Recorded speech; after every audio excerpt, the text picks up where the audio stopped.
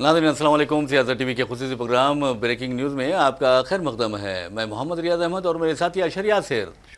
बहरहाल नाज़रीन, जहाँ तक ब्रेकिंग न्यूज़ का सवाल है तो आप अच्छी तरह जानते हैं कि हमारे शहर हैदराबाद ही नहीं बल्कि सारे हिंदुस्तान में कल से तेज़ यानी तूफ़ानी बारिश का सिलसिला जारी है। और हमारे शहर हैदराबाद में कभी तेज़ तो कभी हल्की फुल्की बारिश हो रही है। वैसे भी जहाँ तक नुकसानात का सवाल है, ख़ुद हमारे पड़ोसी ज़िले महबूब नगर में एक बताया जाता है कि बारिश की वजह से बिजली गिरने से 2 अफराद की मौत हो गई है, जबकि सिर्फ 1 या 2 दिन का दूल्हा भी अपनी ज़िंदगी से महरूम हो गया है। जहाँ तक इस खबर का ताल्लुक़ है, हम इस खबर के बारे में बाद में बात करेंगे, लेकिन आपको ये भी बताएंगे कि दहशतगर्दों को सबक सिखाने के बजाय ट्रंप के दबाव के तहत जंगबंदी की गई है, इस तरह का इल्ज़ाम लगाया है हमारे चीफ मिनिस्टर रेवंत रेड्डी ने। और रेवंत रेड्डी ने यह भी कहा है कि उनकी हुकूमत रियासत में मज़ीद 27,000 जायदादों पर तकर्रुरात की तैयारियां कर रही है। तो बहरहाल ये हमारी रियासती खबरें हैं, लेकिन जहाँ तक इंटरनेशनल लेवल पर अगर हम बात करेंगे तो ट्रंप फिर एक बार कह दिया है कि उन्होंने हिंदुस्तान और पाकिस्तान के दरमियान जंगबंदी करवाई है। ट्रंप बार बार ये ऐलान कर रहे हैं कि उन्होंने जंगबंदी करवाई है और जंगबंदी करवाने का सेहरा अपने सर बांध रहे हैं, लेकिन मोदी जी की है कि मुसलसल खामोशी इख्तियार किए हुए हैं। आखिर ये खामोशी किस लिए इख्तियार की हुई है, ये सोचने वाली बात है। और दूसरी अहम बात यह है कि हमारे मुतमद्दे खारजा विक्रम मिस्री ने वाज़े तौर पर कहा है कि ट्रंप ने जंगबंदी नहीं करवाई है, बल्कि जंगबंदी का फैसला हिंदुस्तान और पाकिस्तान दोनों का फैसला था, दो तरफा फैसला था और ट्रंप का इसमें कोई किरदार नहीं है। अब देखेंगे कि झूठा कौन है, क्या ट्रंप झूठ बोल रहे हैं या फिर हमारी हुकूमत झूठ बोल रही है, इस बारे में भी हम आपको बताएंगे। लेकिन आपको लिए चलते हैं अमेरिकी दारुल हुकूमत वाशिंगटन डीसी, और आपको ये बताना जरूरी है कि वाशिंगटन डीसी में कैपिटल जेविश म्यूजियम है और उस म्यूजियम में एक 30 साल नौजवान ने फ़लस्तीन जिंदाबाद और फ़लस्तीन आज़ाद करो के नारे लगाते हुए फायरिंग कर दी, जिसके नतीजे में इसराइली जो सिफारत खाना है अमेरिका में, उसके 2 अहदेदार अपनी ज़िंदगियों से महरूम हो गए हैं। उस 30 साल नौजवान को गिरफ्तार कर लिया गया है, जिसका नाम इलियास बताया गया है, इलियास रोड्रिगीज बताया गया है, और वो नारे लगा रहा था फ्री फ़लस्तीन, फ्री फ़लस्तीन। और आप अच्छी तरह जानते हैं कि इसी दौरान एक बयान आया है नए पोप लियो का। उन्होंने कहा है कि गजा में खून रेजी या खून खराबा रोक देना चाहिए। वैसे भी ऐसा लगता है कि इसराइल गजा को खून में नहला चुका है, और आप देखेंगे कि अक़वाम मुत्तहिदा ने खुद कहा है कि गजा को इसराइल ने कब्रिस्तान में तब्दील कर दिया है। और ये सब कुछ इसराइल अमरीकी सरपरस्ती में कर रहा है, और इस दहशतगर्दी के इर्तिकाब के बजाय ना अमरीका का मुआखज़ा किया जा रहा है, ना उसका एहतिसाब किया जा रहा है, और किसी में हिम्मत नहीं है कि अमरीका को यह बताए कि तुम गैर जिम्मेदारी का काम कर रहे हो, एक दहशतगर्द मुल्क की सरपरस्ती कर रहे हो। वो ऐसा मुल्क है जिसने हालिया अरसे के दौरान 70,000 से ज़ायद फ़लस्तीनियों को शहीद कर दिया है, और 1,50,000 के करीब फ़लस्तीनी शदीद ज़ख्मी हुए हैं, और उनमें ऐसे हैं जो मुस्तकिल तौर पर माजूर हो चुके हैं। तो पहली खबर की तरफ हम चलते हैं, और उस खबर का ताल्लुक बारिश से है। और आपको ये बता दें कि महबूब नगर में बिजली गिरने से 2 अफराद, और महबूब नगर का एक गुरुग्राम पंचायत है, वहाँ पर यानी इलेक्ट्रिसिटी यानी बरक़ी शॉक लगने से 1 या 2 दिन का दूल्हा अपनी ज़िंदगी से महरूम हो गया। बताया जाता है कि नरेश की शादी पीर को हुई थी और मंगल को उसका इस्तकबालिया था, और उसकी तैयारियां जारी थी कि उसने मोटर ऑन किया, और मोटर ऑन करने के साथ ही उसे यानी शॉक लगा और वो वहीं पर हलाक हो गया। चलते हैं अशर यासिर की तरफ। जी सर, जिस तरह से अभी 3 दिन का फोरकास्ट दिया गया है कि तेलंगाना में जो डिस्ट्रिक्ट्स हैं उनमें भी तेज़ और कहीं पे बहुत तेज़ बारिश हो सकती है, कहीं पे कम बारिश हो सकती है। इसी बीच तेज़ हवाएं चलने की भी बात कही गई थी, और ये भी कहा गया है कि कहीं कहीं पे पत्थर भी पड़ सकते हैं। तो सिर्फ तेलंगाना ही नहीं, अगर हम बात करें तो दिल्ली एनसीआर समेत कई और राज्य ऐसे हैं जहाँ गर्मी की उमस के बीच तेज़ हवाएँ चली और भारी बारिश भी हुई है। इसके साथ ही पत्थर भी गिरे हैं, कई इलाकों में पेड़ गिर गए हैं, जल भराव हुआ, ट्रैफिक जाम हो गया। दिल्ली एयरपोर्ट पर कई उड़ानें प्रभावित हुई हैं, जबकि मेट्रो यात्री घंटों फंसे रहे हैं। दरअसल दिल्ली एनसीआर समेत कई राज्यों में बिजली के खंभे और पेड़ गिरने से जानमाल का नुकसान भी हुआ है। बुधवार शाम 79 किलोमीटर प्रति घंटे की रफ्तार से तेज़ हवाएं चली और बारिश के साथ पत्थर भी गिरे। इससे कई इलाकों में पेड़, बिजली के खंभे और होल्डिंग गिर गए। वहीं ख़राब मौसम के चलते ट्रेनें और मेट्रो ट्रेन और जो भी हमारी फ़्लाइट्स हैं वो प्रभावित हुई। कल भी एक वीडियो वायरल हो रहा था जिसमें इंडिगो की एक फ़्लाइट पे बिजली गिर गई थी, जिससे उस फ्लाइट के आगे का हिस्सा जो है काफ़ी क्षतिग्रस्त हुआ था, जिसके बाद उसे इमरजेंसी लैंडिंग करानी पड़ी थी। तो जिस तरह से इस वक्त देश में मौसम जो है बिल्कुल बदला हुआ है। हालांकि हम देखते हैं कि इस वक्त शदीद गर्मी होती, लेकिन अभी पूरी तरह से मौसम बिल्कुल जो है हर जगह बदला हुआ है, एक जगह नहीं, सिर्फ तेलंगाना में ही नहीं, हिंदुस्तान के कई सारे ऐसे राज्य हैं, इनमें दिल्ली ज़्यादा है में, क्योंकि दिल्ली में बहुत ज़्यादा परेशानियां हुई हैं। कल हमने देखा कि रात में जिस तरह से वहाँ ट्रैफिक जाम था, या फिर बिजली गिरने से जो उसकी से लैंडिंग कराई गई थी फ़्लाइट की, इंडिगो की फ़्लाइट की, उसमें बताया जा रहा है कि सांसद बैठ के जा रहे थे, जो बाहर जाने वाले थे, जो डेलीगेशन जा रहा उसमें वो लोग जा रहे थे, उसमें उसकी इमरजेंसी लैंडिंग करानी पड़ा। जिन लोगों का जो बयान है उसमें यह था कि काफ़ी ज़्यादा डर का माहौल अंदर हो गया था, क्योंकि सभी लोग डरे हुए थे कि फ़्लाइट पे अगर बिजली गिरती है और उसका अगला हिस्सा ख़राब होता है तो ज़ाहिर है कि अंदर बैठने वालों को इसका ज़्यादा इल्म होगा। वहीं जिस तरह से हमने बात की कि उत्तर प्रदेश के भी कुछ इलाकों में बारिश हुई है, दिल्ली के भी कई इलाकों में बारिश हुई है, उसी तरह से ओडिशा में बारिश हुई है और पुणे में बारिश हुई थी, जिसकी वजह से वहाँ पे हमने देखा कि काफ़ी ज़्यादा जलभराव हो गया था। कई लोग जो स्कूटी से जा रहे थे, उनकी स्कूटी गिरी और उसके साथ ही वो भी चले गए। तो बहुत सारी घटनाएं इस वक्त हो रही हैं। तो अगर कहीं पे भी बारिश की अगर वो दी जाती है IMD की तरफ से, तो आप प्लीज़ सीरियस लें और ऐसी बारिश में बहुत कम, अगर बहुत ज़्यादा ज़रूरत हो तभी घर से बाहर निकलें, क्योंकि कब इस वक्त बिजली गिरने के ज़्यादा इम्कानात रहते हैं। बारिश अगर ज़्यादा होती, पानी का बहाव ज़्यादा होता, उसमें हम लोग देखते हैं जिस तरह से चीज़ें लोग मतलब जल्दबाजी में सर अपनी ज़िद में स्कूटी या बाइक निकालने के चक्कर में उनकी गाड़ियां बह जाती, साथ में वो भी हादसे का शिकार हो जाते हैं। और आजकल आप देखेंगे कि इंसान इस कदर बूढ़ा हो गया है, यानी कमज़ोर हो गया है, उसे मिलावट शुदा अशिया या ग़िज़ाई अशिया मिल रही हैं। इवन अगर आप फल ख़रीदने जाएँ या सब्ज़ी ख़रीदने जाएँ, हाइब्रिड फल मिल रहे हैं, सब्ज़ी मिल रही हैं, तो इंसान बहुत कमज़ोर हो चुका है। और वैसे भी गुर्बत ने उसकी कमर तोड़ रखी है, महंगाई ने तो उसका बुरा हाल कर दिया है। तो इसके बाद अगर बारिश होती है, तूफ़ानी बारिश होती है और लोग हादसात का शिकार होते हैं, तो मैं ये चैलेंज से कह सकता हूँ कि वो इलाज करवाने के भी काबिल नहीं रहते, यानी उनके पास पैसे है ही नहीं। और मोदी हुकूमत कहती है कि हमने हिंदुस्तान को तरक्की की राह पर ला खड़ा कर दिया है। कहाँ की तरक्की हुई है? आज भी ऐसे लोग हैं जो अपना इलाज नहीं करवा सकते, आज भी ऐसे लोग हैं जो 3 वक्त का खाना नहीं खा सकते। 80 करोड़ लोगों को आप राशन दे रहे हैं, तो इसका मतलब यह है कि गुर्बत कहाँ से ख़त्म हुई है, ये समझाने वाली बात है। तो बहरहाल अफसोस की बात यह है, महबूबनगर का जो मैंने आपको वाक़या सुनाया है गुरुग्राम का, वहाँ 2 दिन का नहीं बल्कि 24 घंटे के अंदर, शादी के 24 घंटे के अंदर दूल्हे की डेथ हो गई है बरखी शॉक लगने से। अपने घर में वो मोटर खुल रहा था, वाटर मोटर, वो जब बरखी शॉक लगा और उसकी जद में आकर वो वहीं पर ढेर हो गया। आप देखेंगे पीर को शादी हुई और मंगल को उसकी डेथ हो गई है। तो ये बहुत ख़ानदान के लिए बहुत बड़ा सानिया होता है। और किसके, देखिए हर नौजवान के अपने अरमान होते हैं, अपने ख्वाहिश होते हैं, उसके भी कुछ ख्वाहिशात थी होंगी। तो बहरहाल उसके माँ बाप की क्या ख्वाहिशात थी होंगी, इस्तकबालिया की तैयारियाँ कर रहे थे और मेहमान घर में मौजूद थे। ऐसे में सिर्फ 24 घंटे का दूल्हा, यानी शादी होने के अंदरूनी 24 घंटे वो मौत का शिकार हो जाता है, तो उसकी दुल्हन का क्या हाल होगा, उसके माँ बाप का क्या हाल होगा, उसके ससुराली रिश्तेदारों का, उसके भाई बहनों का क्या हाल होगा, इसका तस्वुर भी नहीं किया जा सकता। तो बहरहाल जो इंसानी रिश्ते होते हैं वो पाकीज़ा होते हैं। और लेकिन अफसोस की बात यह है, हम आपको बता दें जो खबरें हम आपके सामने पेश कर रहे हैं, तो ब्रेकिंग न्यूज़ का मतलब यही है कि आपको ताज़ा खबरें सुनाए। जैसा कि कोरोना वायरस की वबा फिर ऐसा लगता है कि फूटने वाली है, लेकिन डरने की कोई बात नहीं है। आप एहतियात करें, ऐसे वायरस आते रहते हैं, जाते रहते हैं। और हिंदुस्तान को कोरोना वायरस से ज़्यादा जो कम्युनल वायरस है, यानी फ़िरका परस्ती का वायरस है, उससे बहुत ज़्यादा ख़तरा है। और इस वायरस के लैब कहाँ हैं आप अच्छी तरह जानते हैं, और इस लैब का क़याम 100 साल पहले कहाँ पर अमल में आया था वो भी आप अच्छी तरह जानते हैं। और इस लैब में एक ही वायरस नहीं, बल्कि आप देखेंगे कि लव जिहाद का वायरस तैयार किया जाता है,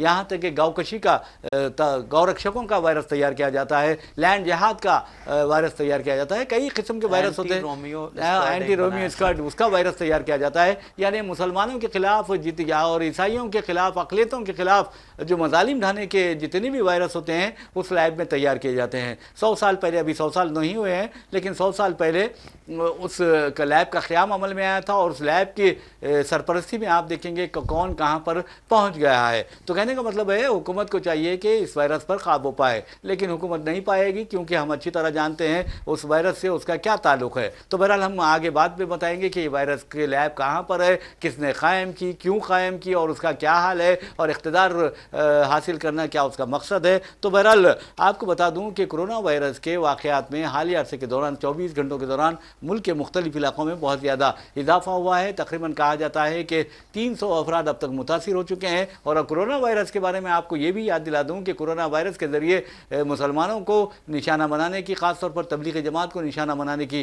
कोशिश की गई, नाकाम कोशिश की गई। अदालतों ने इस तरह के अनासिर के चेहरों पर ज़ोरदार तमांचे रसीद किए, जिसके बाद वो सुकून में आ गए। जी बिल्कुल सही। और जिस तरह से आपने बताया कि कोविड के केसेस बढ़ रहे हैं, 258 केसेस अब तक सामने आ चुके हैं। इनमें जो हॉट एरियाज़ हैं, मतलब शदीद स्टेट्स हैं, उनमें तमिलनाडु, केरल और महाराष्ट्र है।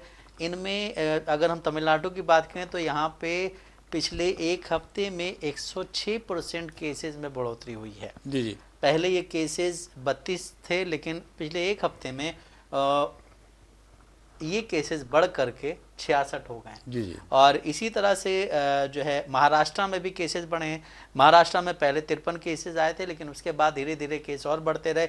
हालांकि खबर ये भी आई थी कि 2 लोगों की मौत हुई, लेकिन बाद में उस पर जब क्लियर खबर आई है तो ये हुआ है कि 2 लोगों की जो मौत हुई है उनको कोविड भी था, लेकिन उससे ज़्यादा परेशानी, एक को मुंह का कैंसर था और दूसरे को अंदर कुछ और प्रॉब्लम थे जिसकी वजह से मौत हुई, लेकिन उनमें कोविड के लक्षण पाए गए थे। जी जी। तो अगर किसी ने न्यूज़ ब्रेक की थी कि कोविड की वजह से 2 लोगों की मौत हुई है तो वो भी गलत नहीं था, लेकिन उनमें ज़्यादा सिम्टम्स जो हैं उनकी अलग जो परेशानियाँ थी उससे थे। लेकिन अभी केरल से भी खबर आ रही है, केरल में भी केसेस बढ़ रहे हैं, क्योंकि इन दिनों कई जो है एशियाई देशों में, जैसे हम बात करें हांगकांग के, सिंगापुर की, यहाँ पे केसेस बहुत तेज़ बढ़ रहे हैं। और यहाँ से आने वाली फ़्लाइट्स हैं, यहाँ से आने वाले लोग हैं, इनमें कहीं ना कहीं लक्षण पाए जा रहे हैं। अभी हमने 3 दिन पहले बात की थी कि जो यहाँ की टीम है सारे, उसके एक प्लेयर हैं ट्रेविस हेड, उनको भी कोविड हो गया, जिसकी वजह से वो नहीं खेले, ओपनर हैं। और इसी तरह से बॉम्बे में भी 2-3 सेलिब्रिटीज़ हैं जिनको कोविड हो गया, जिसकी वजह से वो नहीं खेले। तो ये सब जो है बाहर से भी आए हुए हैं, और बाहर से आने के बाद इनको कोविड हुआ है। तो सबसे पहले यही चीज़ है कि बाहर से आने वालों को टेस्टिंग होनी चाहिए, और बाहर से आने वालों पे एक स्टॉप लगना चाहिए कुछ दिन के लिए। उनको मतलब कहीं ऐसी जगह बंद कर दें जिस तरह से हम पहले बोलते क्वारंटाइन हो जाना, तो उसी तरह से उनको जो है क्वारंटाइन करना चाहिए। और उसके बाद फिर उनका टेस्ट होने के बाद उन्हें बाहर करना है, क्योंकि ये कोविड जो नई लहर जो आ रही है, इसके बारे में बोला जा रहा है कि ये बहुत ज़्यादा वो नहीं है। जिस तरह से हमने देखा कि फर्स्ट जब लॉकडाउन हुआ था उसमें चीज़ें बिल्कुल बंद थी, लेकिन सेकंड लॉकडाउन में चीज़ें खुली हुई थी, लेकिन वो ज़्यादा ख़तरनाक वाला था। उसमें हमने देखा बहुत ज़्यादा मौतें हुई हैं और बहुत ज़्यादा चीज़ें ख़राब हुई थी। लेकिन फिर उसके बाद भी ये हुआ कि कोविड की लहर आ रही है, ये आ रहा वो आ रहा सिंड्रोम, लेकिन इस वाले में बोला गया कि इसमें ज़्यादा परेशान होने की बात नहीं है। बस जिस तरह रियाज साहब ने बोला अभी कि आपको जो है अपनी जो है क्या बोलते हैं वो करना है, थोड़ा हाथ धो लेना है और ज़्यादा भीड़ वाली जगह में जा करके मास्क लगाना, ये सब चीज़ें करनी, अपनी एहतियात करनी ज़्यादा ज़रूरी है। वो चाहे कोविड हो या ना हो, अपनी एहतियात तो ज़रूरी होती है। देखिए, अब जहाँ तक कोरोना वायरस का सवाल है, अगर ये करप्टेड जो पॉलिटिशियंस हैं उनको निशाना बनाए तो बहुत अच्छा रहेगा, हमारा मुल्क पाक हो जाएगा। और कम्युनल लीडर्स जो हैं उनको निशाना बनाया अगर ये कोरोना तो बहुत अच्छा रहेगा, ताकि हमारा मुल्क इस तरह के दरिंदों से, फ़िरका परस्त जो दरिंदे हैं उनसे पाक हो जाएगा। कोरोना से हम यही दरख्वास्त करते हैं, जी कोरोना से हम यही दरख्वास्त कर सकते हैं कि अगर आपको आना ही है तो इनको ले जाइए, और दूसरे जो गरीब लोग हैं उनको ले जाकर क्या करेंगे आप। तो बहरहाल नाज़रीन, आपको बता दूँ ये सिर्फ एक मजाक था, एक तंज था, और करना भी चाहिए, इसलिए कि हमें बार बार अपने आवाम को ये याद दिलाना चाहिए कि कम्युनल फोर्सेस जो है हिंदुस्तान को किस तरह नुकसान पहुंचा रही है। हिंदुस्तान का जो आलमी सतह पर इमेज हुआ करता था उसको किस तरह नुकसान पहुंचाया गया है इन कम्युनल फोर्सेस की जानिब से। लेकिन देश में 2014 के बाद से आपकी बोलने की आज़ादी छीन भी ले गई, इस पर भी ध्यान देना चाहिए। अब तो अंदाज़ा कीजिए कि जो कम्युनल फोर्सेस हैं उनके जो आगाएँ हैं उनकी तस्वीर अब असम्बली में नजर आएंगी, दिल्ली असम्बली में। सावरकर की तस्वीर दिल्ली असम्बली में नजर आएंगी, और सावरकर के बारे में आप अच्छी तरह जानते हैं कि वीर वीर सावरकर कहा जाता है। वीर किसे कहा जाता है? वीर तो बहादुर को कहा जाता है। अगर वीर की बात आई, वीरता की बात आती है, बहादुरी की बात आती है, शुजाअत की बात आती है और अंग्रेजों के खिलाफ डटकर आहानी पंजे के साथ मुकाबला करने की बात आती है तो हैदराबाद के मौलवी अलाउद्दीन का नाम लेना चाहिए। उनके तस्वीर को पार्लियामेंट में लगाना चाहिए। लेकिन अफसोस की बात है, और हमारे जो मुस्लिम अरकान पार्लियामेंट है उनके लिए भी शर्म की बात है, हैदराबाद से रहने वाले और मक्का मस्जिद, जो तारीखी मक्का मस्जिद है उसके इमाम हुआ करते थे, वो उन्होंने अंग्रेज़ों के खिलाफ आवाज़ उठाई थी 1857 की बगावत में। और आप देखेंगे कि पहली जंग आज़ादी में उनका जो किरदार रहा है, और वो शहीद भी हुए हैं। काले पानी की जो सज़ा पाने वाले पहले कैदी थे मौलवी अलाउद्दीन। और आप देखेंगे कि वहीं पर अंडमान निकोबार में वीर सावरकर कहते, वीर सावरकर, अब आप दादाजी के उसे वहां रखा जाता है और उसकी यादगार कायम की जाती है। जबकि मौलवी अलाउद्दीन जो हिंदुस्तान के मुजाहिदीन आज़ादी में काले पानी की सज़ा पाने वाले पहले कैदी हैं,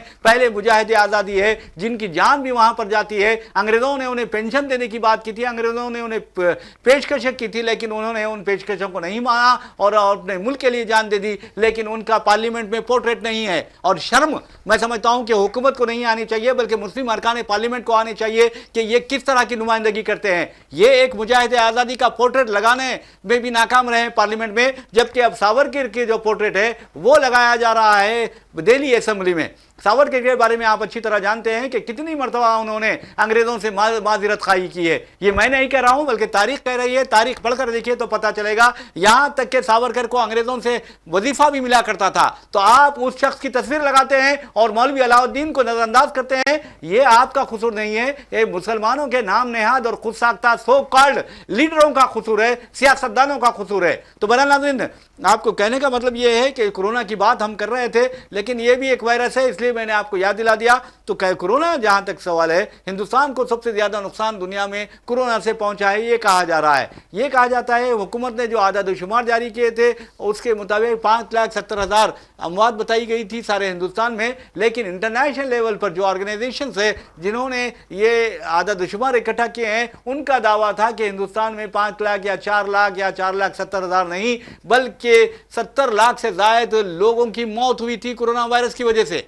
सर, जिस तरह से कोविड से परेशानी हुई थी, उसी तरह से एक चीज़ और 8 बजे ही आके की गई थी, नोटबंदी। जी हाँ, जी हाँ। उससे भी हिंदुस्तान की जो आवाम है, और ख़ासकर वो वाली जो आवाम है जो रोज़ डेली वेजेस पे काम करती है, उसको काफ़ी ज़्यादा परेशानियाँ पेश आई थी। उसके बाद भी हमने देखा कि हमारे देश के प्रधानमंत्री नरेंद्र मोदी आते हैं और 2 आंसू बहा करके कहते हैं कि अगर 50 दिनों के अंदर, 100 दिनों के अंदर अगर कुछ 50 दिनों की बात की, हाँ, तो हमें फांसी दे दीजिएगा। आज तक किसी ने उस बारे में कोई सवाल नहीं किया। उसी तरह से कोविड में आकर के कहते हैं कि ये बंद हो जाएगा, उसके बाद फिर आते हैं। कई बार आए कोविड में, हर बार उन्होंने एक नई थ्योरी लिख के आया, नई कहानी बताई। लेकिन जिस तरह से आपने बोला कि हैदराबाद के जो वो क्या बोलते हैं, मौलवी अलाउद्दीन, उनकी पोर्ट्रेट नहीं लगाई जा रही है, तो इसमें हैदराबाद के जो उस जगह से सांसद रहे हैं अब तक, बिल्कुल, या भी हैं, उनकी भी बहुत गलती कि उन्हें भी इन चीज़ों को पार्लियामेंट में उठाना चाहिए। और देश के प्रधान, जिस तरह से हमने देखा कि अभी कुछ दिनों पहले गृह मंत्री का फ़ोन आया था उनके पास कि आप मीटिंग में आ जाइए, तो उनको गृह मंत्री से बात करनी चाहिए। जब आप क्योंकि आप एज ए MP आप मिल सकते हैं ना उनसे ईजिली, तो आप जाइए, उनसे बात कीजिए, क्यों नहीं लग रही है। इसमें जो है कांग्रेस पार्टी इस वक्त जो यहाँ की सरकार है उसको भी बात करनी चाहिए, वो लगनी चाहिए। तेलंगाना असेंबली में लगाना चाहिए, मौलवी अलाउद्दीन का पोर्ट्रेट लगाना चाहिए। हाँ, लेकिन मौलवी अलाउद्दीन का पोर्ट्रेट लगाना चाहिए। बहादुर यार जंग कायदे आजम कायदे मिल्लत का जो पोर्ट्रेट है वो लगाना चाहिए। लेकिन अभी तक इन चीज़ों पे बात नहीं हो रही। बात जो है, अब आप देखिए जिस तरह से दिल्ली असेंबली में सावरकर की फ़ोटो लगेगी, उसके बाद वो कहाँ फ़ोटो और लगेगी। एक यूनिवर्सिटी भी उनके नाम से बनाई जा रही है, बहुत सारी चीज़ें चल रही है। और सावरकर जिस जेल में था, उस जेल को एक तारीखी जेल बना दिया गया। उसको क्या बोलते, कटघरे को, जिसमें वो थे, उसको जो है एक तारीखी बना दिया गया। लोग वहाँ जाते हैं घूमने के लिए, सेल्फी लेते हैं। हमारे देश के जो बड़े बड़े दरबारी मीडिया हैं, उनके एंकर्स वहाँ जा करके वो उस पर जो है कहते हैं कि यहाँ ये लिखा जाता था, यहाँ पे ये लिखा जाता था। अभी तक किसी ने ये नहीं बताया कि उन्होंने जो है अंग्रेज़ों से माफ़ी क्यों मांगी थी, उन्होंने कितने पैसे लिए थे, या उन पैसों को क्या किया, वो जंग आज़ादी में क्यों नहीं पूरी तरह से भूमिका में शामिल हुए।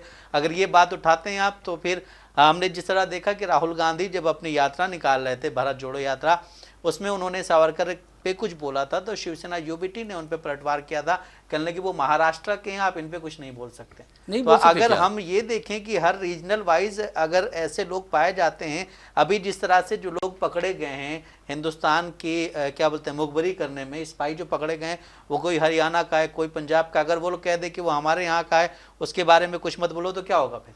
बहुत गलत बात है। और देखिए अब अंग्रेज़ों से वजीफ़ा लेना कितनी बुरी बात है, उनके लिए मुखबरी करना कितनी बुरी बात है, उनसे माज़रत खाही कौन करेगा? क्या मुल्क का गद्दार करेगा या मुल्क का मुहिब वतन हिंदुस्तानी करेगा? ये सोचने वाली बात है। हम किसी को गद्दार नहीं कर रहे हैं, बल्कि हम आपको याद दिला रहे हैं फैसला करना आवाम का काम है। और दूसरी अहम बात यह है कि क्या मौलवी अलाउद्दीन का हक नहीं बनता कि उनका पोर्ट्रेट पार्लियामेंट में रखा जाए, उनका पोर्ट्रेट तेलंगाना असेंबली में रखा जाए, उनका पोर्ट्रेट आंध्र प्रदेश असेंबली में रखा जाए? ये सोचने वाली बात है। और जो लीडर्स हैं, सियासतदान हैं, उनका ये फ़र्ज़ बनता है, वो अपने आप में मगन रहते हैं, अपने मफादात की तकमील करते हैं। क्या उन्हें इस बात का ज़रा भी इस बात की ज़रा भी फिक्र नहीं है कि वो फ़िरका परस्तों के तो पोर्ट्रेट लग रहे हैं, जो हकीकी मुजाहिदीन आज़ादी है उनको नज़रअंदाज किया जा रहा है? ये सोचने वाली बात है। और दूसरी अहम बात देखिए, आप जो बहादुरपुर का बिल है डॉक्टर मनमोहन सिंह के नाम से रखा गया, मौलवी अलाउद्दीन के नाम से भी रखा जा सकता था।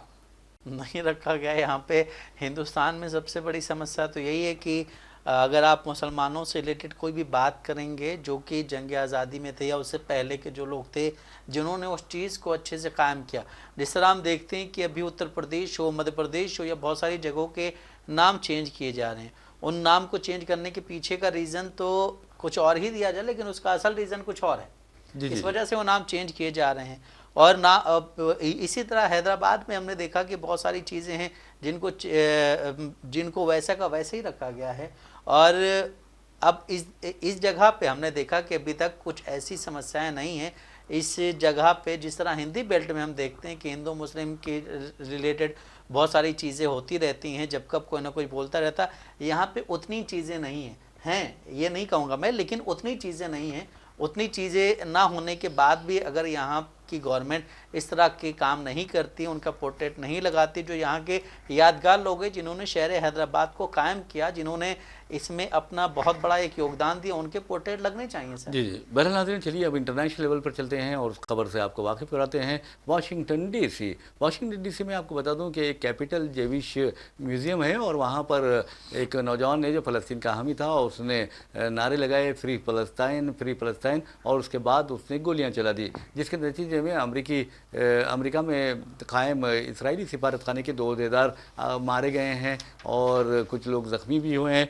पुलिस ने उस नौजवान को गिरफ्तार कर लिया है, जिसकी उम्र 30 साल बताई जाती है। तो बहरहाल मज़लूमों इनकी तायद और हिमायत में इस तरह के वाक़यात तो पेश आते रहेंगे, लेकिन जो भी पुरतशद्दुद वाक़या पेश आता है वो अच्छी बात नहीं है, क्योंकि आप देखेंगे कि इसराइल ख़ुद बहुत बड़ा दहशतगर्द है और दहशतगर्दी की वजह से, उसकी ही दहशतगर्दी की वजह से सारी दुनिया बिलख़ुसूस मशरिक़ अवस्था में बेचैनी का माहौल पाया जाता है। आपने देखा कि हालिया अरसे के दौरान सदर ट्रंप ने 3 अरब ममालिक का दौरा किया, जिसमें सऊदी अरब, मुत्तहिदा अरब इमारात और मुमलिकत क़तर शामिल है, और वहाँ से तकरीबन $4.5 खरब डॉलर की उन्होंने सरमायाकारी भी हासिल की है। उन्हें यहाँ से एयरफोर्स 1 का तैयारा भी, बोइंग 747 भी बतौर तोहफ़ा दिया गया है, और आप अच्छी तरह जानते हैं कि उसकी कीमत किस कदर ज़्यादा है। तो कहने का मतलब ये है कि आखिर कब तक हम फ़लस्तीन को लेकर खामोश रहेंगे। और ख़ुद आप देखेंगे मलेशिया के जो साबिक़ वज़ीर-ए-आज़म थे महातीर मोहम्मद, उन्होंने वाज़ेह तौर पर कहा है कि अमेरिका अब किसी मुल्क में ये हिम्मत नहीं है कि वो अमेरिका को डराए और उसे बताए कि आखिर तुम क्यों फ़लस्तीनियों के साथ नाइंसाफ़ी कर रहे हो और इसराइल की सरपरस्ती कर रहे हो। वही इसराइल है जिसने फ़लस्तीनियों का कत्लेआम किया है। 70,000 से ज़ायद फ़लस्तीनी अब तक अपनी ज़िंदगियों से महरूम हो चुके हैं, यानी शहीद हो चुके हैं। 1,20,000 से ज़ायद ज़ख्मी हुए हैं। उसके बावजूद आप देखेंगे इनमें बच्चों की और ख़वातीन की अक्सरियत है। उसके बावजूद अमेरिका को रहम नहीं आता, और अमेरिका को तो दोष देने की ज़रूरत भी नहीं है, उसे कसूरवार कराने की ज़रूरत नहीं है, क्योंकि अपने ही गिराते हैं नशे मन पे बिजलियाँ। तो मुसलमान और अरब भी ज़िम्मेदार हैं इसके लिए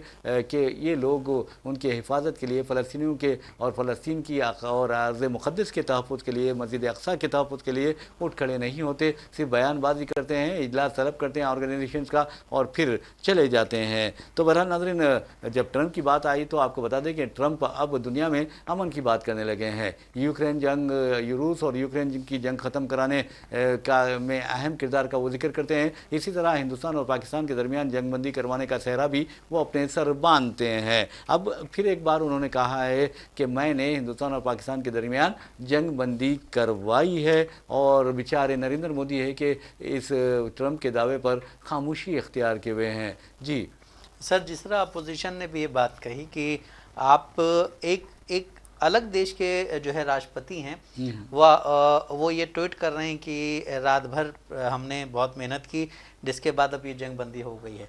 फिर कोई ये कह रहा है कि ये जंग शुरू ही कब हुई थी। तो बहुत सारी चीज़ें चल रही हैं इस देश में। उसमें जो है अभी हमारा डेलीगेशन गया है, जो 2 डेलीगेशन जा चुके हैं।